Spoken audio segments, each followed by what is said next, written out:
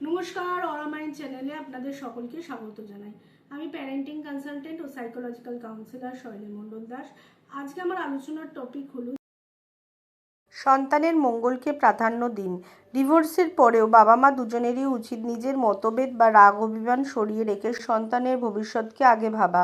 শিশুকে কখনোই মা বা বাবা সম্পর্কে খারাপ কথা বলা যাবে না, এতে ওর মানসিক ক্ষতি হয়। পরস্পরের সঙ্গে যোগাযোগ রাখুন। সন্তানের পড়াশোনা, স্বাস্থ্য, নিয়মিত অবস্থা, স্কুলের কাজ, বন্ধুত্ব এইসব বিষয়ে নিয়মিত আলোচনা করুন।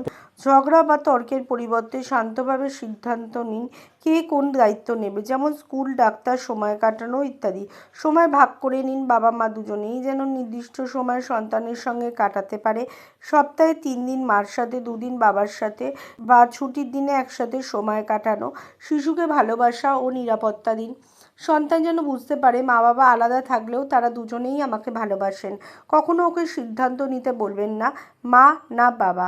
আইনগত কাস্টাডি বিষয়ে স্পষ্টতা রাখুন। কোর্ট বা আইনি পরামর্শ অনুযায়ী দায়িত্ব ভাগ করা যায়, যেমন জয়েন্ট কাস্টাডি, দুজনেই সমান অধিকার, বা ফিজিক্যাল কাস্টাডি, একজনের কাছে থাকে অন্যজন দেখা করে।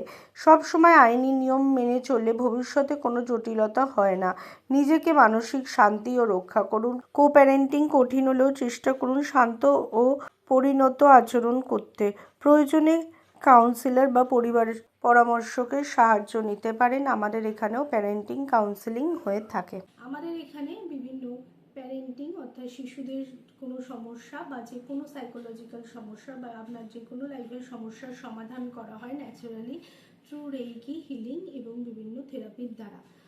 আপনি আমাদের অনলাইন এবং অফলাইন কনসালটেশন চালু আছে, স্ক্রিনে দেওয়া নাম্বারে বুক করতে পারেন এবং আপনার জীবনের যে কোনো সমস্যায় আমাদের থেকে সমাধান পেতে পারেন।